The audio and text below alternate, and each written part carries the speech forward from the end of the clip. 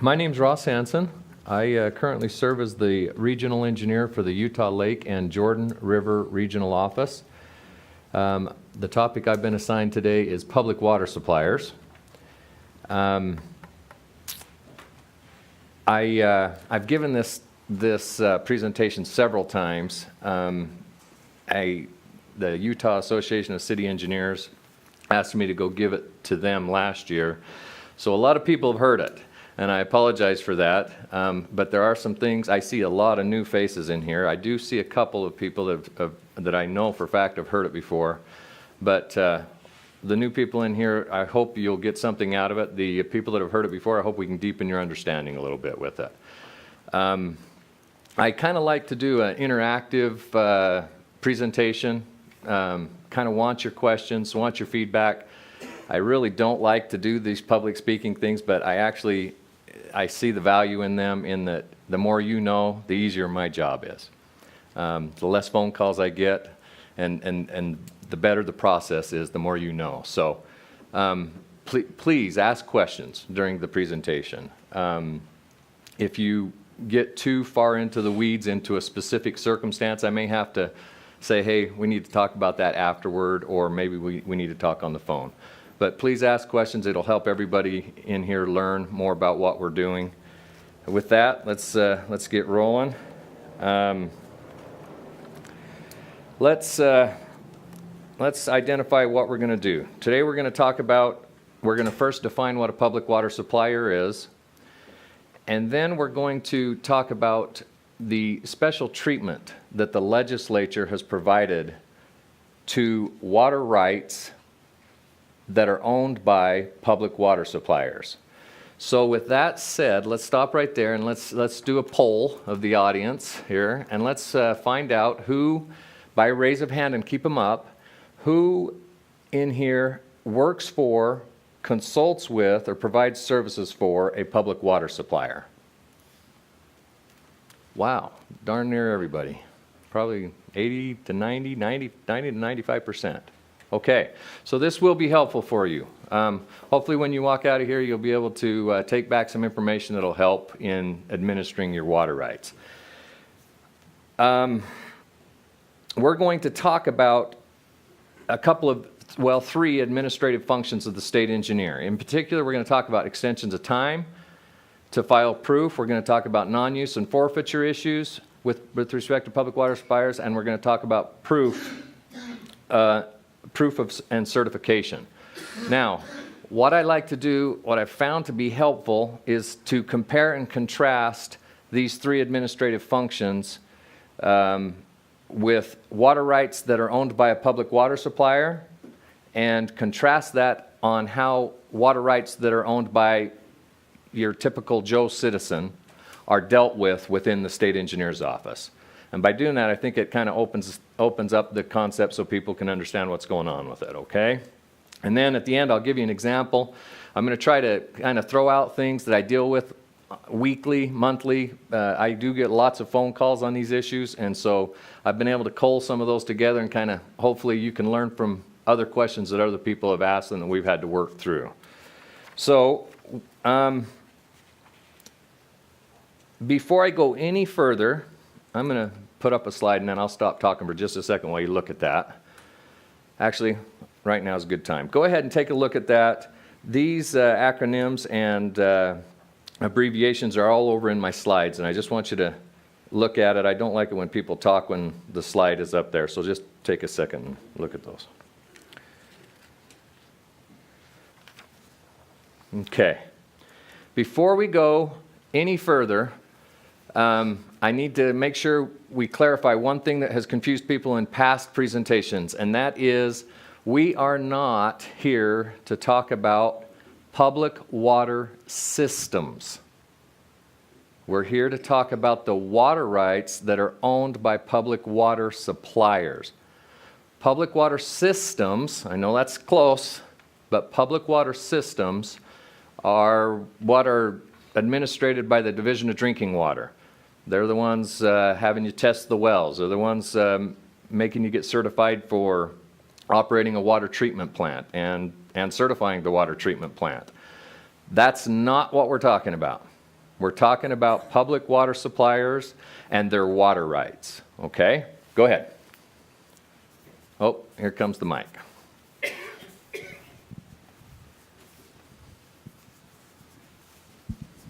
Can public water suppliers be also public water systems? Yes. Yes, they can. And we'll get into that. So, first slide is going to be, let me see here, the first slide is going to be the definitions. Well, I'm going to back up one thing. I'm going to skip to this and then come back to that one.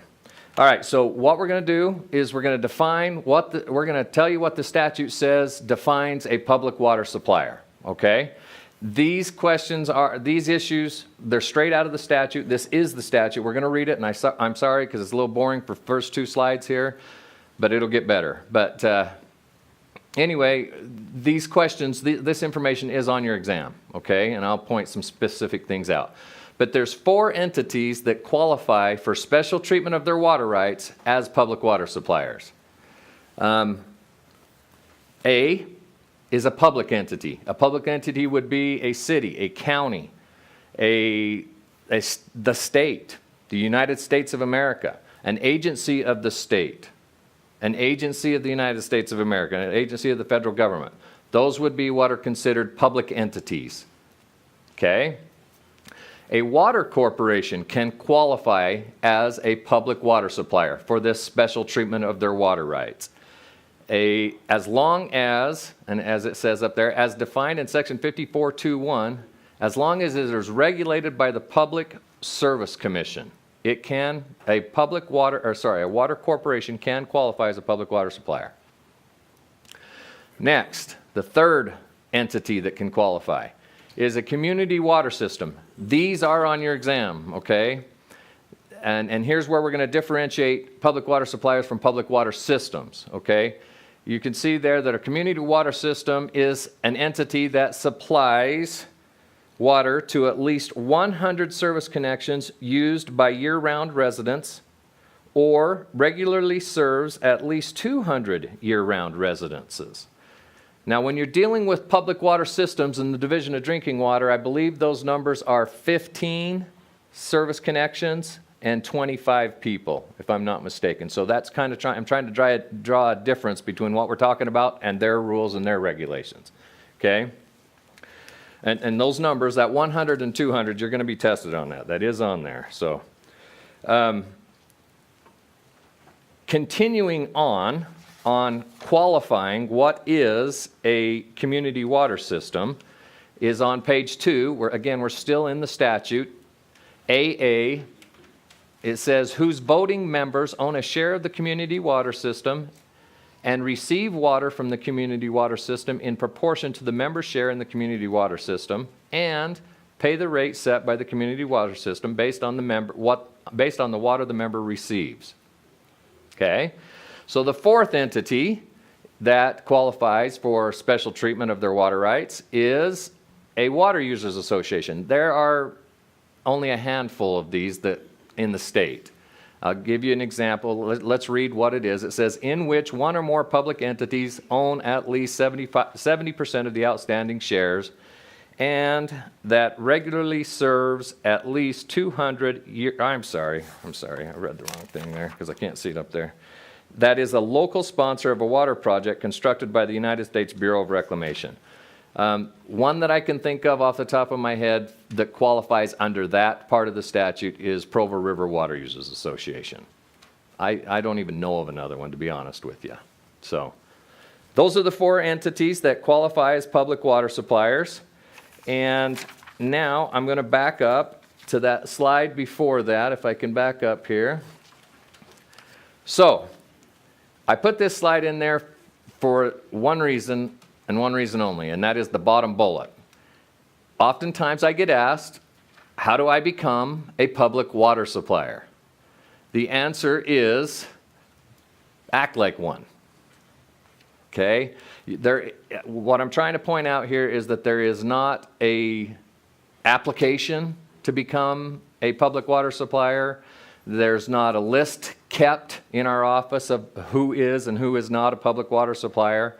You need to behave like one, and serve water to the public, be a public agency or be publicly accountable, report to the Division Public Water Supply Water Use Program, and claim the entitled provisions in requests and applications. And that's what we're going to be talking about today. So, okay, with that said, we made it through the statute.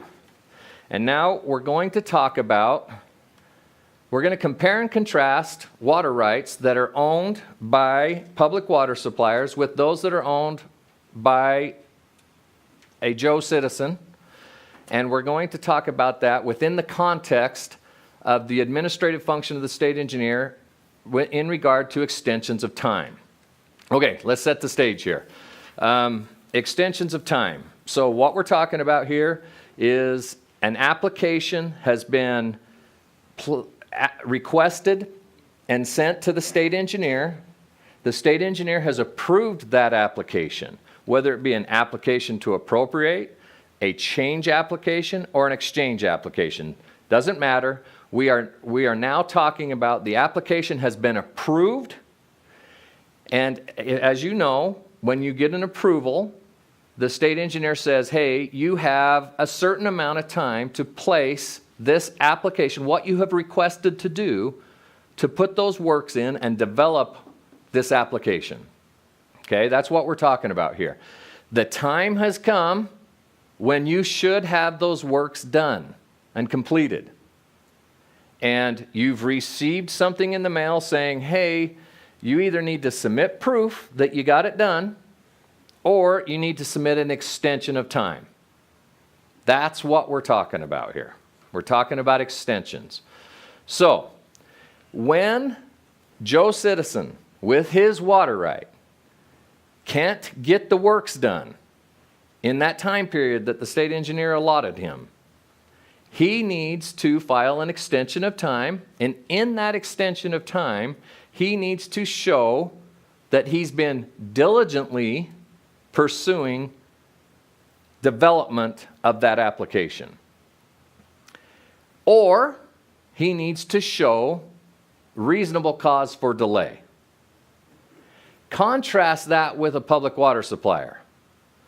Simply holding that first bullet in the bottom there, simply holding an approved application for future public, I can't see that up there, for future public needs is reasonable and due diligence for the first 50 years.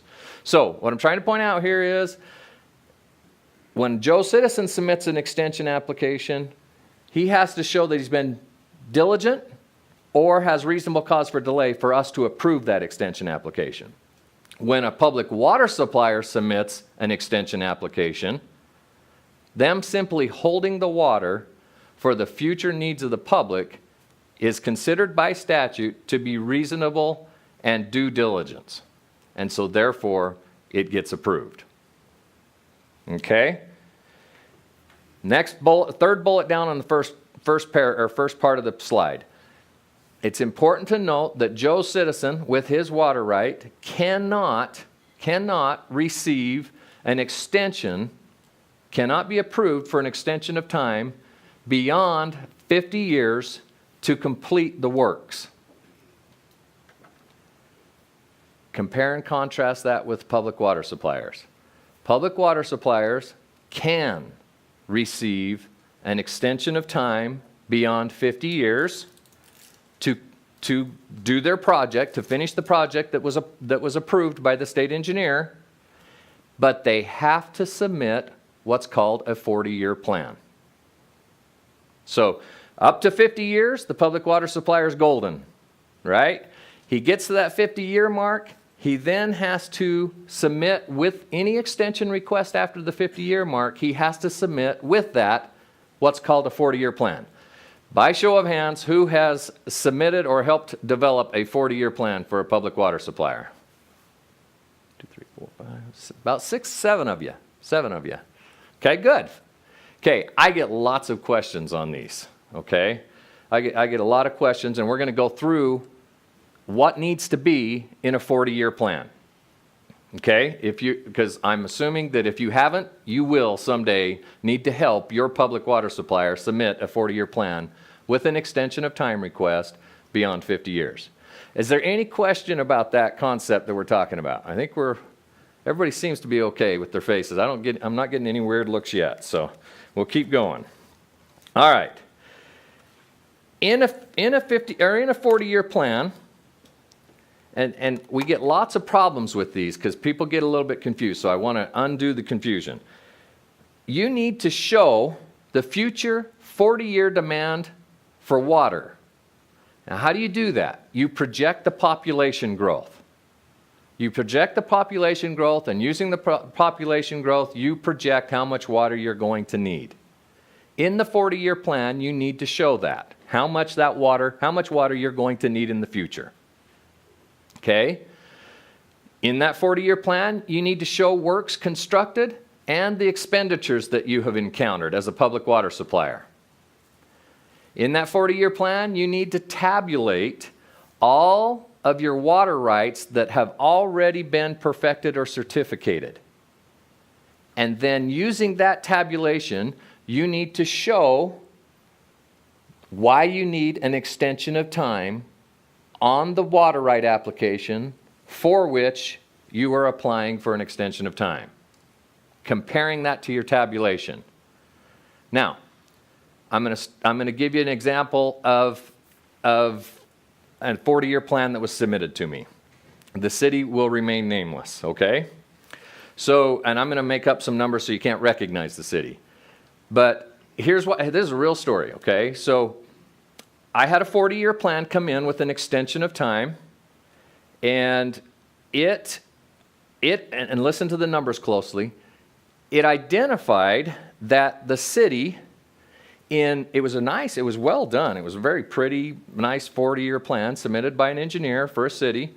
And it said, in 40 years, we anticipate that the city is going to need 18,000 acre feet of water.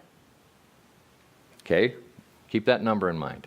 In 40 years, we're going to need 18,000 acre feet of water. By the way, there's test questions that are very similar to this example that I'm giving you because it's real life, okay? So 18,000 acre feet of water is what they're going to need in 40 years. Then they did this beautiful tabulation of their certificated water rights. And they tabulate them all up, and at the bottom they sum them up, and they say, we already have 20,000 acre feet of water.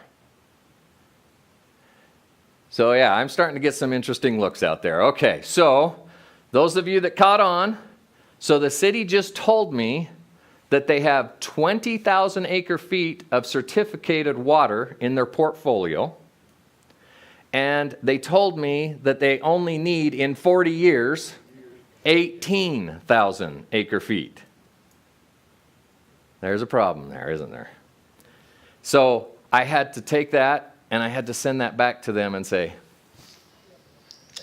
I think you need to try again. I don't know what to say here, because think about it. Think about what just happened there. They're asking for an extension of time for a water right that has not been perfected, that they don't need. So how can we approve that? Any questions on that? Usually about now I get, well, what are they supposed to do? What are they supposed to do? Let's talk about that for a second. Anybody got any thoughts? What should that city do in that situation? Say again? Show the need. Show the need. How? Resubmit with 20,000 demand in 40 years. I agree. He said, for Cedar City, he said, resubmit, showing that they need 20,000 acre feet of water in 40 years. Okay, just for discussion purposes, I agree. I agree with your comment. In one of my presentations, I had a person ask, well, how do they do that? Well, I don't know. I don't know the answer to that, and I do know that when, as an engineer, when you're doing those 40-year plans, you do need to be careful. I mean, you can't just go making up numbers, but you probably that city better find a better way to justify their need for water.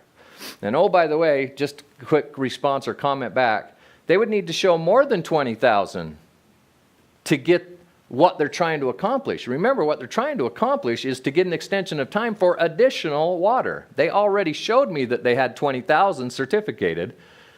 You said, have them show that they need 20,000. Well, to get this extension of time, they need 20,000 plus whatever it is they're trying to get extended. Correct? That makes sense? Any comments or questions on that? Go ahead. Wait, let's get you the mic.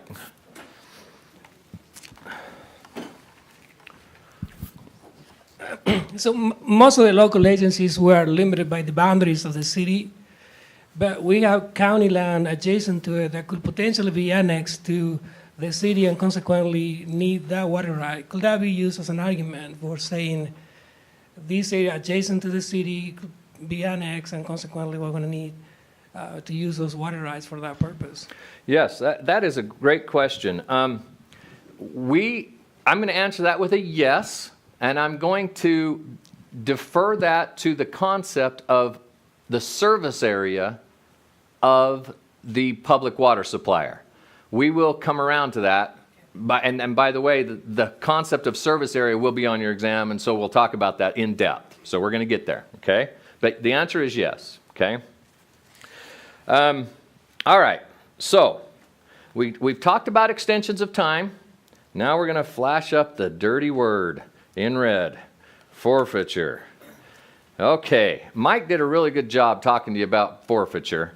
So we might be able to keep this short, but usually this is where people like to really, it gets their hairs on the back of their neck up. But I think Mike covered it pretty well. But let's talk about it for a second in regards to comparing and contrasting forfeiture issues with a water right that's owned by a public water supplier and a water right owned by a Joe citizen. Okay, as Mike taught you, if a Joe citizen has a water right that he is not placing to use for 7 years, that water right could be subject to forfeiture. Remember, he also taught you that forfeiture is a judicial action. Okay, it's a judicial action. A judge has to drop his gavel to forfeit a water right. An exception for public water suppliers, special treatment for public water suppliers would be that they are exempt from forfeiture. Section 73-1-4, 2E7 says that public water suppliers are in fact exempt from forfeiture. Now, caveat here, and Mike touched on this. And this should kind of get you a little nervous, okay? But around about 2008, the League of Cities and Towns was a little nervous that potentially unused portions of their water rights could be lost to forfeiture. They lobbied the legislature. The legislature came in and gave them some special treatment with regard to this. And they said, hey, stop worrying about it. Any water rights that you own prior to this time can't be forfeited. Put it in the statute. It's in the code. But here's the problem. Since that time, which was May 5th, 2008, which is a test question, since that time, and you're going to need to remember that date, any water rights that the city has acquired since then are not protected from forfeiture unless they file and receive approval of a change application. Now, this gentleman right here asked a really good question during Mike's presentation. We need to talk about just a little bit. I think you asked basically, if we take a water right into our portfolio as a public water supplier, should we file a non-use application? I think that was the gist of your question. Should we file a non-use application? Well, here's my thoughts on that, okay? Here are my thoughts. If a water right has been being used, let's give an example, simple example. Farmer has been using the water rights. He decides he doesn't want to grow alfalfa anymore, and he wants to grow homes on his property, and he wants to annex his property into the city, into a public water supplier, and he wants to give his water right to the city so that he can grow homes on his property. If that farmer has been using that water right up until the time he turns it over to the city, then the city would have no problem, as far as rebuttable presumption of quantity impairment goes, from non-use, okay? Wouldn't have a problem from non-use in getting a change application filed and approved. Once that change application is filed and approved, it can sit in the city's coffers or arms or portfolio and not be subject to forfeiture anymore. So I guess my response or my comment would be, why would you bring a water right into the portfolio of the city and file a non-use application as opposed to filing the change application? So it's something to think about. Something to think about. Go ahead. Wait, we got questions. All right, we like this. Okay, so you're talking about a water right that's not within a change application going into the public water supplier. What in the case of an already approved change application is transferred to the public water supply or is conveyed to the public water supply? The right's already contained within an approved change application that goes to the public water supplier. That is very interesting the way you worded that. Thank you. Let's talk through it. Let's define it further. So if the previous change application is doing what in your example? What would that change application be doing? What would it be trying to accomplish in that example that you're asking? Well, let's just say it was for, just pick a use. It's a domestic uses. All right, let me even clean it up a little further than that, and we'll talk through it. So let's just say the farmer had a change application because his well dried up and he needed to move his well 300 feet and he needed to get a different well. And so, and I'm trying to keep it as clean as possible here. So he files a change application to add another well to his water right. Now, in a weird way, this is kind of coming back to the question you were asking Kent earlier. That change application running on that water right, even though all it was for a point of diversion add, would protect that water right from non-use. Now, where I don't know if that was where you were headed exactly, but in addition to that, let me point one more thing out. You would also, I think where you were headed was to a change application that had moved it to the municipal points of diversion. Is that possibly where you were headed with that? Yeah. Okay, so if there's a change application that has moved it there, then it's fine, right? There's not a need for another change application. Right. But that would be weird. Yeah, particularly if the use is not being, in other words, just taking a change application, whatever that use was, and in the public water supplier, yeah. So I guess in essence, you're just saying you want that source of use Right. that the public water supplier has. But the change app, other than that, is completely intact. It's not being changed from the characteristics it had pre-going to the public water supplier, other than saying we want it out of the use of the public water supplier. Yes and no. We handle the change application where you're headed there. If somebody's got a running change application and say it's for the points of diversion on this for the city's wells, if you will, but yet he wants to continue to irrigate his land with it. It's kind of weird. But if that farmer then wants it to be if the city wants it to be a true municipal water right, a new change application would have to supersede that old change application. Well, yeah, in the case of a city, if there's municipal rights, but some public water suppliers don't have municipal type rights. Okay. So I'm just saying, I guess it's a complicated question. It's not simple, but in theory, can a public water supplier accept a change application from a private entity? If it's Take that accomplishing what in that and- public water supplier needs, then yes. Yes, for the public water supplier's Yes. uses. But I highly doubt that's going to happen. I don't think I've ever seen that. I don't think I've ever seen Joe Citizen have a change application running on it that allows the water to be pulled from the public water supplier's wells and to be used according to how the public water supplier wants it to be used. It would work, but I don't think I've ever seen that happen.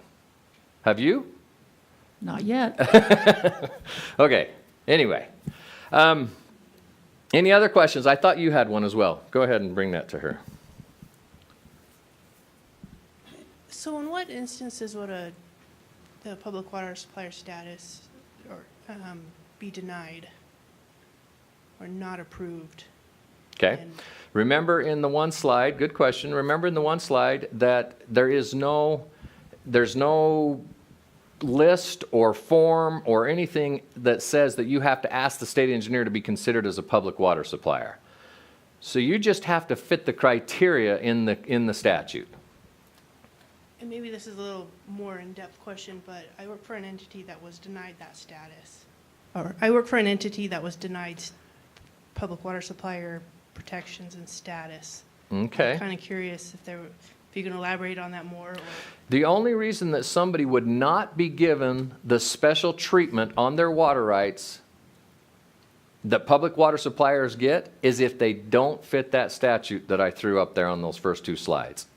That's the only reason. So there's got to be something that you guys did not match up with in those first two slides. And if you want to go back, they're in my slides there. You can look at them again. There's something in there that you must not have fit under. But anyway, we can talk more after if you want to. Okay. Okay, so I had an attorney, a prominent attorney in my office about a week ago that asked an interesting question that I think is worth talking about here. She said she works for some public water suppliers and wanted to give counsel to the public water suppliers on the issue of, she said, hey, Ross, my public water suppliers are constantly acquiring water rights. As growth is occurring, they're constantly acquiring water rights. And she said, how often should I file change applications? Do you want me to file a change application every time the city acquires another acre-foot of water? Any comments on that? You got a comment? I would. You would? Okay. Think it might come down to personal preference, but do you want to know what I told her? I said, I would look at the situation like this. Because it's cumbersome to file change applications, okay, for everybody involved. I said, why don't you factor in the concept of whether or not that particular water right has been being used? If it has, then what's the hurry? If it hasn't, and you're coming up against the 7-year mark of no use, maybe you probably better get a quick change application filed on that one. And while you're doing it, couple it with some of the other ones that you've acquired over time. Okay, any comments or thoughts on that? Did I give her bad advice? What do you think? Heck, go ahead.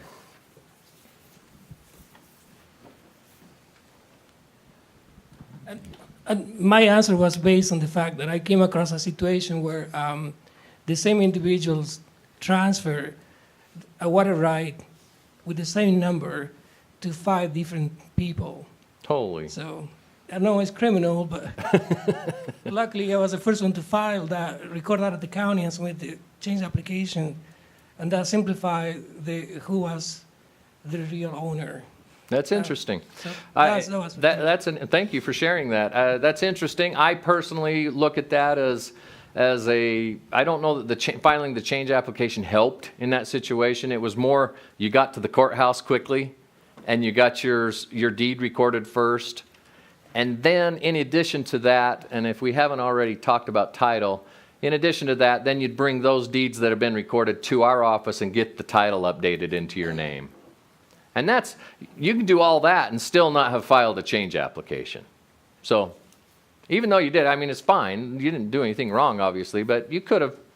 It didn't solve the problem you were talking about that the guy's out there selling the water right multiple times. Does that make sense? But good comment. Thank you.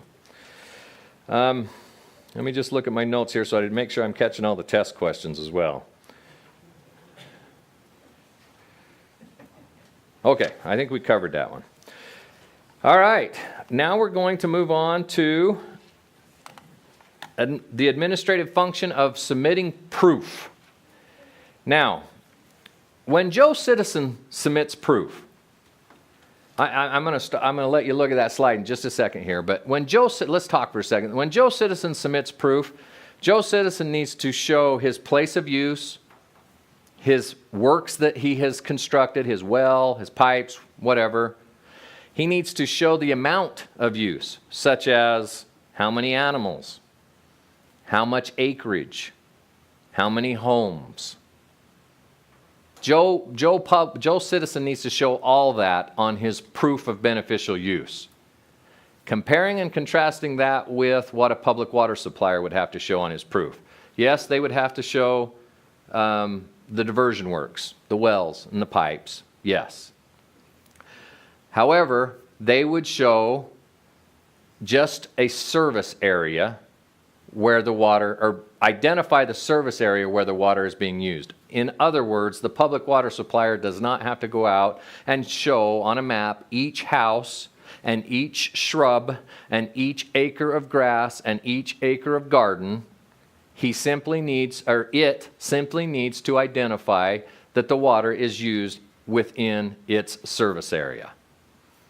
However, with a caveat, that's how that proof would be submitted, but it also needs to show diversion records.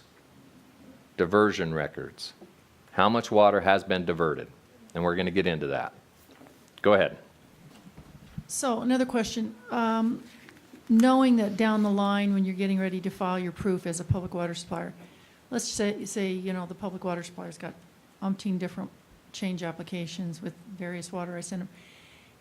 Is it necessary to clean up, say, places of use if ultimately, because you know these errors occur sometimes, you don't have perfect 100% consistency in these change apps, as you know, especially the old ones. Is it necessary to go out and clean those up if you know that eventually your proof is going to be, the place of use is going to be the service area? You see what I'm saying? So why go through the work of, you know, cleaning up little things here and there if the service area does define the place of use for all the rights of a public water supplier? I agree wholly with your statement. If your question is, do I think you should clarify places of use instead of just stating that the place of use is our service area? The answer is just state your place of use as your service area. Well, what I'm saying is older change apps may have some errors in the place of use as defined, you know, in the section quarters and whatnot. Mm-hmm. And I have, you know, one board member said, well, oh, we should go clean that up. And I'm going, well, why? And clean it up before you submit proof? Yeah. And see, I'm saying, why even worry about it? Just say the service area is where it's used. Don't even worry about it. And I think you're saying the same thing. Well, you're saying the same thing to your right board. now, currently. When you submit proof. Yeah, when you submit proof. But currently, you may have a change app that's got incorrect description of yeah. place of use. Yeah, I personally don't see why you would go through the headache of another change application to clean that up. Well, one reason we might is because there was a developer in the area that was, you know, and a county said, oh, the place of use on the water company's one of their rights doesn't cover every bit of every portion of the lot within your subdivision. I've tried to tell the county people, it doesn't matter. His whole project's in our service area. And they're all hung up on, you know what I mean? So I agree. Let me just turn to state engineer and see if anybody disagrees with that one. Do you disagree with that? That if the service area, if their current change application, their current application is showing a place of use that doesn't necessarily include a new subdivision that has been annexed to their service area, does she need to come in and clean that up, or is she okay waiting until it's time to submit proof and cleaning that up in the proof process and saying, this is our service area? no, I think you misunderstood. All right, go ahead and ask it better. The whole subdivision is already in the service area. Okay. It's obviously all, but the county in this case looks at the specific change up that has to do with domestic uses, for instance, and because there was an error in the place of use on that particular change app, they're saying, oh, well, that doesn't cover every single lot in your subdivision, can't put a home here, here, here. And I've tried to tell them, it really doesn't matter. All of this is within our service area. It's an error, yes, Could we correct it? Yes. Is it necessary? I don't think so, based upon what you're saying. And I don't think so either, but let's see if Kent has a different opinion on that. I think the only difference it might make is that the county is telling you have to do it because of what they had. The county is going to have jurisdiction over your subdivision, but our position would be, we've really moved away of trying to define specific boundaries on places of use and have gone to public or service areas so that you can expand into those areas wherever your pipes go. And so we wouldn't have a problem with that, but if the county's saying they've got a problem because of the way it's defined, it may be better for you to come back and do a change than just say you're going to your service area. Okay. Okay, thank you for the Question. comments. Go ahead. So a public water system can define their service area anywhere they want? Okay, we're going to get into that. It's not quite anywhere you want. The last slide, we'll talk about the definitions of a service area and what it is and where it can be and what it can't be. How's that? Okay. I'll probably have a question when All I right. get there. Hold it until then. We'll do that. Okay. So, here's something that's not made a whole lot of sense to me as I've worked here for the last 14 years. In the history of at the state engineer's office, here is something that used to take place, and now we're talking about historically here on that slide. A city realized, a public water supplier realized that they might need another well for their system, and so that sometimes was handled, a lot of times was handled, wherein the city would come into the state engineer's office and say, hey, we found a good place to drill a well. We'd like to drill another well. We think we can get about 5 CFS out of that well. Can we have an approval to go drill the well? And they would use an application to appropriate to do that with. The state engineer would approve that application. The city would go out, drill the well, put a nice 5 CFS pump down inside that well, and then they would submit proof to our office.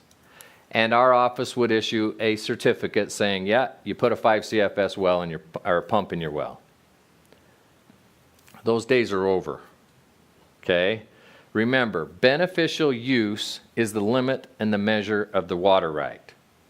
In this day and age, you are going to be expected not to just put a pump in a well and submit proof. I get lots of phone calls that go something like this. I'm a public water supplier. I represent a public water supplier. We've gotten a new water right from a developer or a farmer, and should I submit proof? And my first question is, well, have you put it to beneficial use? And that's the example we're going to go through here in just a second on we're going to talk about that. What you have to do to show that you actually place that additional water right to beneficial use. Okay? I was going to show a video, but I'm not going to do that because we're going to run out of time if I do it. I think we're okay. Okay, here's the example. There is a test question. There's a couple test questions that are similar to this example. Okay? So we're going to make up a city that has only 2 water rights. And the city, those 2 water rights, the paper gives the city the right to divert 4 CFS under one of the water rights and 5 CFS under the other water right. Adding those together, that's 9 CFS. Multiplying that times the number of seconds in a year, you get roughly 6,500 acre-feet of volume. Okay? So that city has the ability, has the paper authorization, how's that, to divert 6,500 acre-feet of water. Now, another piece of information. And by the way, I've got this in written story problem format, and then we'll switch to the number format. So if you're like me, you'll like the second one better, but let's get it out there so we can talk through it. In addition to that piece of information, the wells, they have 2 wells. One well has the capacity, it's a good well, can really pump very well. It has the capacity to pump 6 CFS. And the other well is a decent well, good well, and it can pump 5 CFS without harming anybody, okay? So they're good producing, good high capacity wells. Next piece of information. 2 wells, water reporting info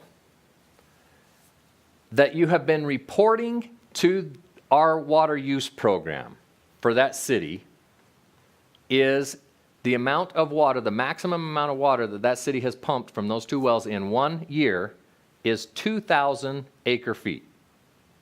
Okay, so just reviewing, you got the paper water right, paper authority to divert 6,500 acre feet. You've been reporting to our division of water use, our water use program, saying that the most you've ever pumped is 2,000 acre feet. City buys farmers 600 acre foot water right and files a municipal change application to divert that water, that 600 acre feet, from the city's 2 wells.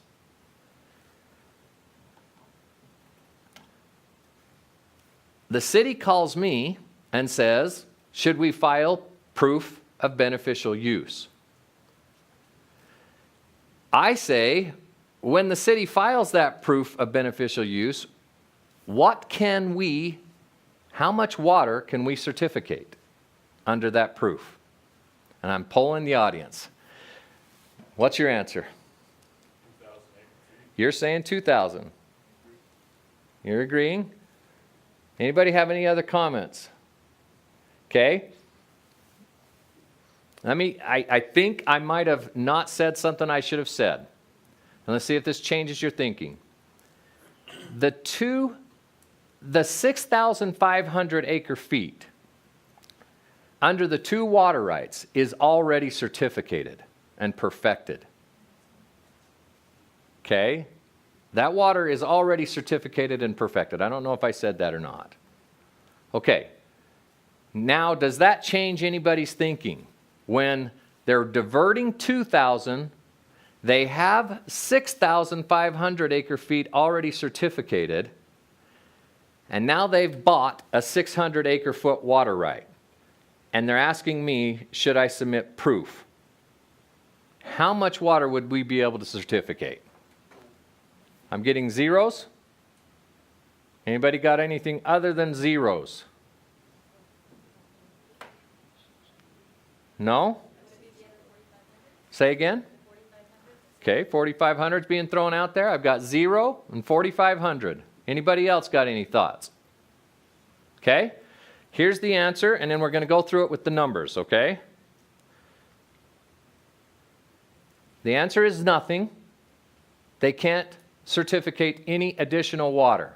Okay, we're going to look at it in number forms.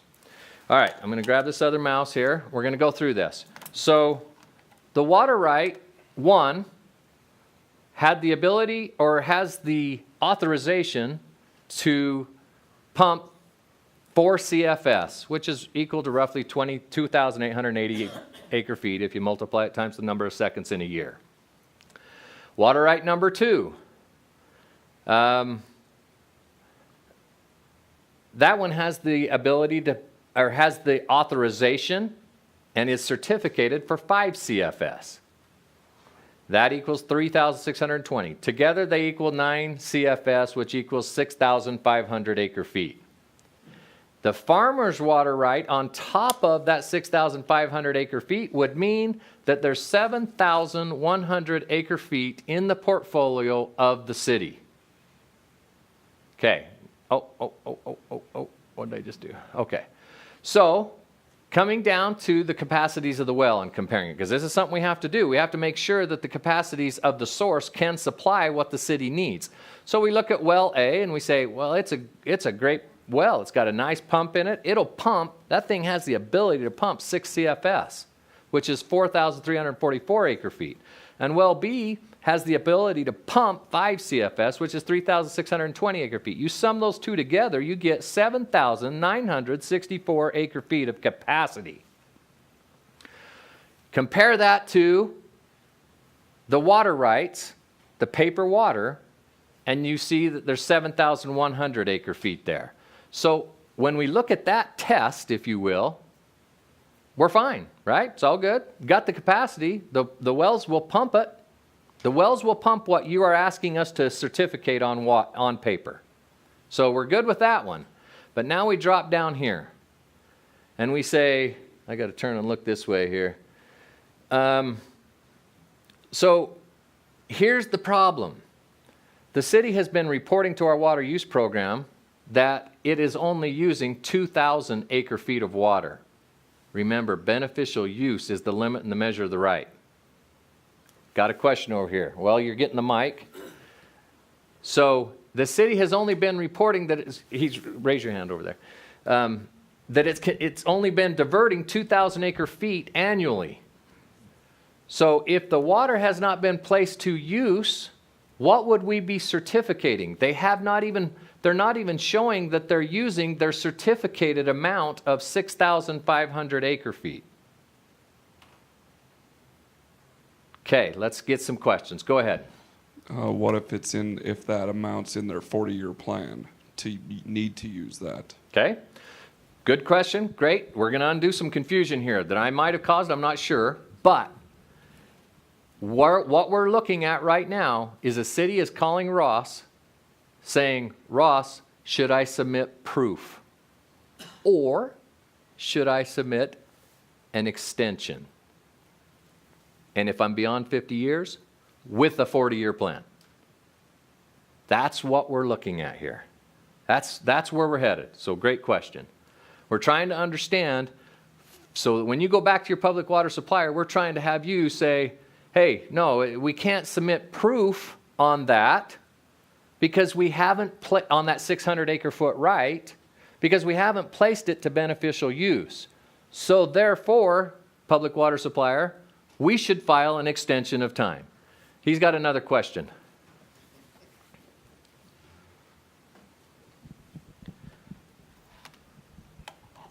Did you say earlier that they'd already got the 65? They already showed the proof, or they already did the 65? How'd they get the 65? That's a great question, actually. That goes back to, remember when I said there's something used to happen at the state engineer's office that doesn't make a whole lot of sense to me, where the city came in and said, I need a well. We gave them the approval. They said they drilled the hole, put a nice 5 CFS pump in the ground, brought it to us, brought it to our office, and we gave them a certificate saying you've got 5 CFS. So that's where that's coming from. I got a thumbs up from him, so he got that. Everybody else get that? Okay? So, all right, so that question gets asked to me a lot, guys. I get asked all the time, should we file proof or should we file an extension? Is there any confusion there that you want to talk about so you can help your public water suppliers? Okay, I'm getting no's. That's good. All right, let's see. What do I have next here? Okay. Ross? Yes, sir? Have a question on your graphic up here. We've got water rights that says we can pump 9 CFS under the water rights, right? That's what it says, yes. I've got capacities that say the capacities are 11 CFS. Can I pump 11 CFS under those water rights? No. Okay, and I want people to be clear on that. The water rights actually set limitations. And even though your wells produce more than that, you are not authorized under your water right to pump any more than what the water right says. You can remedy that by filing a change application going to acre-foot quantities only, and we've counseled people to do that. But I was just interested in your numbers there, because it actually shows that they might be pumping more than they have a right to do. Right. And thank you. Thank you for bringing that up. It's a great point, and everybody needs to understand that. What I was trying to state there, and I might not have stated it, was just capacity. They have the ability to pump that much. They're not, but they have the ability to. But under their water rights, Kent is appropriately pointing out, you shouldn't. You shouldn't. Even though your well will pump that much, you shouldn't, because your water right doesn't allow that. And even though you're not pumping the full acre-foot amount or running them full time, if you turn both of those wells, the well A and well B, on at the same time, At you're full pumping blast. 11 Yep. second feet. You don't have a right to do that. And that you would be exceeding your water right. Yeah, That's so correct. you need to get your water right fixed if that's what you want to do. Does anybody have comments or questions on that? Okay, thanks, Kent. Okay, let's cover the service area issue. This is on your test. The service area is defined as the geographic area wherein a public water supplier agrees to serve and can reasonably serve. Area expands as distribution system expands, and no change application is required if/when a public water supplier expands its distribution facilities. Did that help answer your question? Let's get your mic. Can a public water system reasonably serve water? Say it's a municipality. Can they reasonably serve water in a neighboring water district that has a boundary? So you're getting into an interesting question there. Two public water suppliers that have defined service areas, and can they overlap? That's a good question. I think it's a legal issue. I think from our standpoint, Ken, I'm going to go out on a limb here and say, I think if you didn't protest an application that allowed them to do that, you'd have some trouble. Kent, what do you think about that one? And I think we've had in examples where we've had cities moving some of their distribution systems into private public water supplier distribution areas. And people said, that shouldn't happen. They're taking our customers away. They should stay out. Well, I think the Public Service Commission probably needs to get involved about where you can supply your water, and you're probably going to have to go approach them. Well, the Public Service Commission doesn't have any authority. They're both government They're both- entities. Okay. And so, my water district's in the situation, and we have bonded to the state. We receive state funding for bonding, and our bonding requires us to protect our area from incursions from other systems, and yet they do it anyway. And it's like, Interesting. Most water districts don't have the financial wherewithal to file a lawsuit against another government entity, and it's a waste of money in the first place. But it's also a waste of money for duplication of services they come and put a water line right over top of ours and go down the other side of the street, and then it's like we don't even exist. It's a very interesting situation. I'm trying to think why. Why would another public water supplier want to run his lines in the same street as you and serve the same people and dodge each other's lines? I mean, what would cause that? Revenue. Okay, so are they alleging that you guys are gouging your customers and we can do it for cheaper? I mean, is that a competitive thing that's going on there? What's happening? They fund their city off their water. That's what's happening. Are they doing it, I mean, is there a competitive issue there where they're doing it for less? No, that what they're the problem charging is? more. Well, they're actually pretty close, but they're a little bit more. That's interesting. I guess I would have to respond and say, you got a legal battle on your hands there. I don't know that we're involved in that one. Yeah, but if you recognize their service area as overlapping another public water system service area, then I think that could be regulated through you guys. If they have a point of use, that point of use shouldn't overlap another public water You mean a place of use? place of use. It shouldn't overlap somebody else's place of use. And they're serving different homes though, right? They're not, I mean, obviously we don't have two lines from two different public water suppliers going to the same house, clearly, right? Not to the same house, but But they are, every other house. right.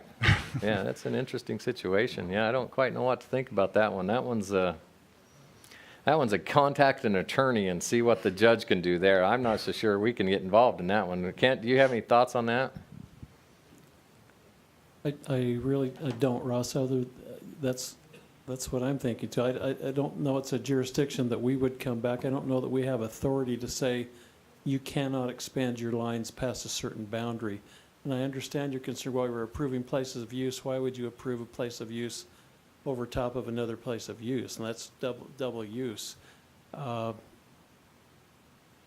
I think if the people can come up and explain how they can put their water to beneficial use, I think by statute, we would probably just go ahead and approve that. And so if that creates a problem, we've got to find some other way to resolve it. Yep, I agree. Well, the other problem that, the funding, that we get Community Impact Board funding. So they're funding us, they're funding them, and it's like, so they're putting the bonding for both fundings in jeopardy. Yeah, that's because very interesting. Two lines running down the road, that's interesting. It is, but I don't know that we have any statutory authority to help in that situation at this point in time. I like what Kent said. We may have to find some other way to help you, or you need to find some other way to help yourself, because I just don't know that we have the ability to do that.